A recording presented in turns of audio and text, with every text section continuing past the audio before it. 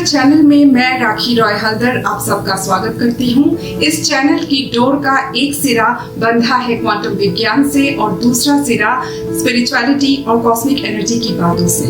यहाँ हम बात करते हैं ऐसे हकीकत की जो आम हकीकत से जरा हट करके है, जिसके बारे में हम जब सुनते हैं, समझते हैं, जानते हैं तो अक्सर इस सोच में पड़ जाते हैं कि क्या ऐसा भी होता है।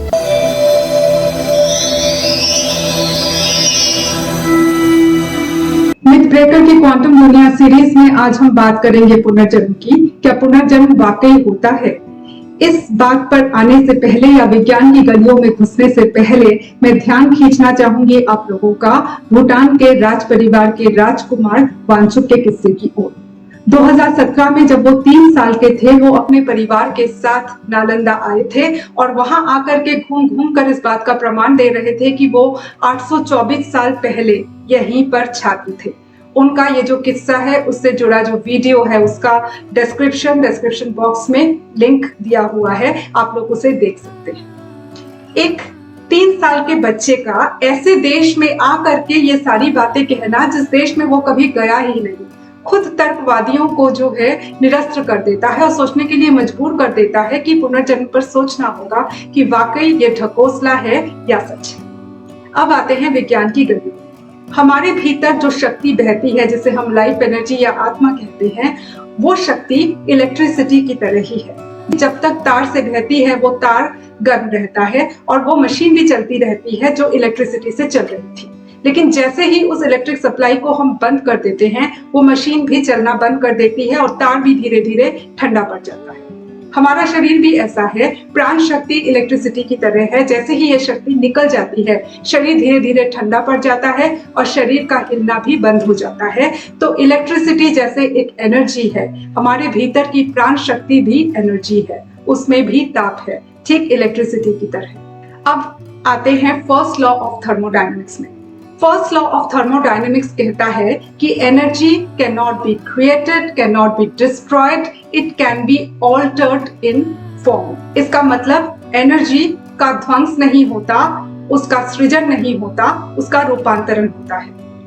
वेदों में भी कहा गया है कि आत्मा अमर है। और जब फर्स्ट लॉ ऑफ थर्मोडायनेमिक्स ये कह रहा है कि energy can not be created, तब एक सवाल ये उठता है कि जब किसी नए शिशु का जन्म होता है तो उसके भीतर की लाइफ एनर्जी आ कहां से रही है अगर एनर्जी क्रिएट नहीं हो सकती तो। दूसरी बात, जब फर्स्ट लॉ ऑफ थर्मोडायनेमिक्स ये कहता है कि energy can not be destroyed, तो एक व्यक्ति की मृत्यु के बाद ये लाइफ एनर्जी डिस्ट्रॉय तो नहीं हो रही, कहां जा रही है। लेकिन फर्स्ट लॉ ऑफ थर्मोडायनेमिक्स जब ये कहती है it can be altered in form, इसका मतलब यही तो है कि इसका रूपांतरण होता है एक जन्म खत्म होने के बाद दूसरे जन्म का शुरू होना, यानी पुराने शरीर को छोड़कर नए शरीर को पाना, यही तो पुनर्जन्म है, यही तो ऑल्टरेशन भी है। लिहाजा पुनर्जन्म की बात जो है वो सही है, उसमें कुछ भी गलत नहीं है। अगर गलत है तो वो मानसिकता जिसके तहत लोगों को दबाया जाता है और कहा जाता है कि बुरे कर्मों का फल है अब उम्र भर भुगतना पड़ेगा। नहीं, उम्र भर भुगतने की जरूरत नहीं होती, क्योंकि अगर हम अपने कर्मों की एनर्जी सही रखते हैं, सोच की एनर्जी सही रखते हैं, तो क्वांटम साइंस के तहत ही हमारी सोच से ऊर्जा निकलकर, हमारे कर्मों से ऊर्जा निकलकर हमारे भविष्य को संवार सकती है। और स्ट्रिंग थ्योरी, क्वांटम कोहेरेंस इस बात को साबित करते हैं। एक समय था जब निम्न वर्ग के लोगों को दबाने के लिए पुनर्जन्म के इस कॉन्सेप्ट का इस्तेमाल किया गया था और तब तर्कवादियों ने इस कॉन्सेप्ट को ही ढकोसला कहा। लेकिन अब इस बात को जानने की जरूरत है कि इसी कॉन्सेप्ट के जरिए हम समाज में मानवता को भी स्थापित कर सकते हैं। ये कह सकते हैं इसी कॉन्सेप्ट के जरिए जीवन को सही रूप दिया जा सकता है, जीवन को सही मकसद दिया जा सकता है। कर्म सही होने चाहिए, तब जाकर के समाज भी बेहतर होगा और आपका जीवन भी बेहतर होगा। जब कभी हम किसी अच्छे व्यक्ति को मुश्किलों से गुजरते हुए देखते हैं, अक्सर कहते हैं कि अच्छाई का जमाना नहीं रहा। ये कहने से पहले क्या हम कभी ये सोचते हैं कि वो किस जन्म के कर्मों का फल भुगत रहे हैं? इस बात का हमें पता ही नहीं होता और हम सच्चाई को बदनाम करते रहते हैं। दरअसल अगर हमें अपने पूर्व जन्म के कर्म के बारे में पता भी न हो तो भी हमारे कर्मों का असर हम तक पहुंच ही जाता है और वो होता है क्वांटम फील्ड के जरिए, जहां से लगातार कण या वेव्स निकलते रहते हैं। कैसे होते हैं ये क्वांटम फील्ड, कहाँ होते हैं ये क्वांटम फील्ड, इसके बारे में हम जानेंगे अगले वीडियो में। बहरहाल पुनर्जन्म का मामला ऊर्जा के खेल का ही मामला है।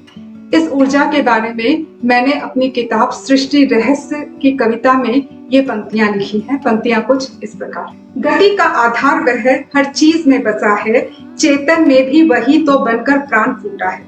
वह गति देती है, सिर्फ वही गति नहीं जो दिखती है, वह गति भी जो नहीं दिखती पर बहुत कुछ बदल सकती है।